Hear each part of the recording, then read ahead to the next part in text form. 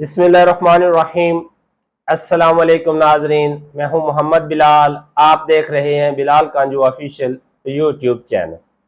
नाजरीन, पिछले साल मैंने एक वीडियो अपलोड की थी। दिलावर हुसैन साहब हैं, आरिफ वाला से इनका ताल्लुक है। इन्होंने चोपे से गंदम काश्त की थी। 35 किलोग्राम इनका बीज लगा था 1 एकड़ पर।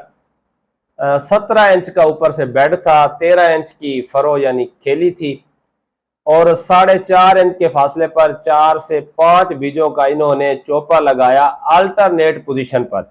अल्टरनेट से मुराद मसलन 2 चोपे ये लगे हुए हैं तो अगली लाइन में चोपा इसके दरमियान। 3 अकसाम इन्होंने काश्त की, दिलकश, अकबर और अजरक डेरा। मैंने इनसे राब्ता किया, इनसे मुकम्मल फर्टिलाइजर प्लान और इसके अलावा इनका जो ऑब्जर्वेशंस थी वो मैंने इनसे ली हैं, जो मैं आपके साथ शेयर करना चाह रहा हूं।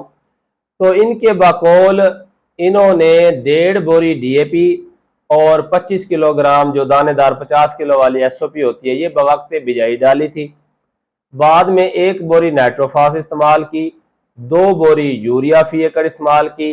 गोब के ऊपर इन्होंने 12.5 किलोग्राम 25 किलो वाली एसओपी फ्लड की, साथ में 1 बैग कैन गवारा का इस्तेमाल किया।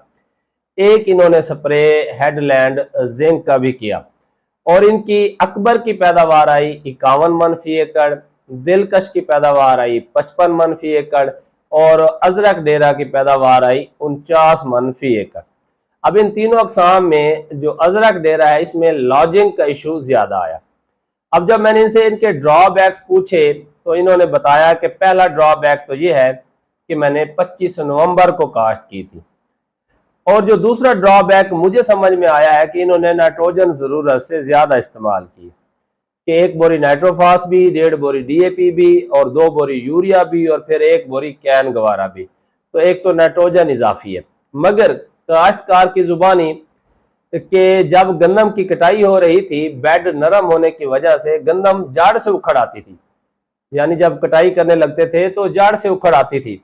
ये बात मैं इसलिए कर रहा हूं कि मैंने अक्सर अपनी वीडियोस में ये तज़किरा किया है कि ये जो बेड काश्त का तरीका है ये ज्यादा पक्के वाट की जो जमीनें हैं वहां पर ज्यादा कामयाब रहता है, क्योंकि भाई की जो जमीन थी वो लोमी थी, यानी मैरा किस्म की थी, हल्की किस्म की जमीन थी। तो इन जमीनों में ये इशू आता है। अब इन काश्तकार की जुबानी वो खुद भी यही कहते हैं कि मेरे जो हमसाया काश्तकार थे जिन्होंने रवायती तरीके से गंदम काश्त की छट्टे से या ड्रेल से, तो 4-5 मन उनकी पैदावार मुझसे ज्यादा आई। तो इस साल इनका इस तरीके से काश्त करने का इरादा नहीं है। तो ये जो दिलावर भाई है इनका ताल्लुक आरिफ वाला से है, इनके बकौल उनका ये तजर्बा अच्छा नहीं रहा। जमीन कच्चे वाट की हो तो ये तरीका नहीं अपनाना चाहिए, लेकिन आपने कमेंट करके जरूर बताना है कि क्या आपने भी ये तरीका अपनाया है, और अगर अपनाया है तो आपकी जमीन कैसी थी, खादें कौन कौन सी इस्तेमाल की थी, वैरायटी कौन सी काश्त की थी और आपकी औसत पैदावार कितनी आई।